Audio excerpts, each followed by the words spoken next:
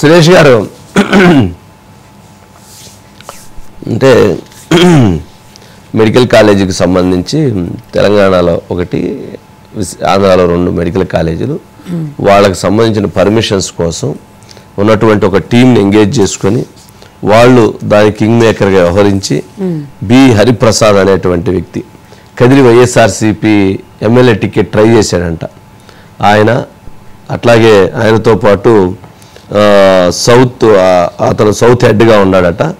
ఆయనతో పాటు కృష్ణకిషోరు, అంకంరావు వీళ్ళు మొత్తానికి ఒక టీమ్గా ఏర్పడి ఇవన్నీ చేశారండి. ఇప్పుడు ఆ బొత్తుల హరిప్రసాద్ వైసీపీ అతను ఇప్పుడు ఆ సిబిఐ కేసులో ఇప్పుడు అతను ఇరుక్కున్నాడు. ఏందో ఇదంతా పెద్ద ఒక అంతా మాఫియా డాన్లు ఆడాడైతే ఉండాలి అందరూ మొత్తానికి ఆడ చేరి అసలు సమాజం ఏంటి, ప్రజలేంటి, మంచి ఏంటి, చెడేంటి అనేది లేకుండా ఒక లిక్కర్ స్కామ్, ఒక మైనింగ్ స్కామ్, చివరికి మెడికల్ కాలేజీల స్కామ్, ఒక స్కామ్ కాదు 100 స్కాములతోటి ఏం చేస్తారండి బాబు. సురేష్ గారు ఏంటండి మొత్తానికి హరిప్రసాద్ ఇది ఒక డాను, ఇది మెడికల్ కాలేజ్ ఏంటి, సిబిఐ ఏం పేర్కొంది ఛార్జ్ షీట్ లో? వంశీ గారు ఎవరైతే డాక్టర్ హరిప్రసాద్ కదిరి అంటే వైఎస్ఆర్సీపీ నేత, ఆయన దక్షిణాది రాష్ట్రాలకి ఇన్ఛార్జిగా వ్యవహరించారు.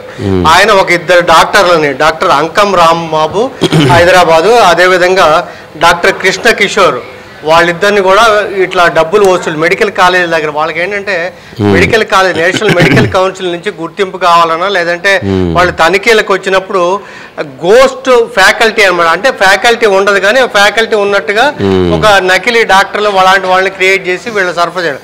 2 కాలేజీల దగ్గరే ₹1,00,00,000 వసూలు, 1,16,00,000 వసూలు చేశారు వంశీ గారు 2 కాలేజీల దగ్గర. విశాఖపట్నంలోనే గాయత్రి మెడికల్ కాలేజ్ దగ్గర ₹50 లక్షల డాక్టర్ కృష్ణ కిషోర్ ద్వారా తీసుకున్నారు.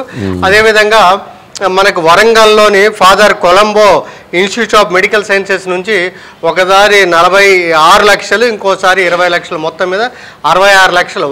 2 కాలేజీల నుంచే 1,16,00,000 వరకు ముడుపులు తీసుకొని ఇతనేంటంటే ఈ హరిప్రసాద్ ఢిల్లీలో ఇంకొక విశ్వకుమార్ అని చెప్పిన ఆయన ఉంటే ఆయనకి హవాలా రూపంలో డబ్బులు పంపించి అక్కడ నేషనల్ మెడికల్ కౌన్సిల్, ఇందులో మినిస్ట్రీ ఆఫ్ హెల్త్ వాళ్ళు ఉన్నారు, తర్వాత ఎన్ఎంసీ వాళ్ళు ఉన్నారు, వీళ్ళందరినీ కూడా. ఇందులో ఒక కీలకమైన అంశం అంటే ఒక గాడ్ మ్యాన్, అంటే ఛత్తీస్గఢ్లో ఒక గాడ్ మ్యాన్ అన్న పేరు ఉంది, అతని పేరు రవిశంకర్, మనకి రవిశంకర్ జీ మహారాజ్, ఆయన కూడా ఇందులో ఇన్వాల్వ్ ఉన్నారు. అక్కడ తీగలాగితే ఇక్కడంతా కూడా డొంక కదిలి వీళ్ళందరూ కూడా ఇందులో ఉన్న ప్రమేయం మీద ఇప్పుడు సిబిఐ కేసు నమోదు చేసి దాని మీద విచారణ జరుపుతోంది వంశీ గారు.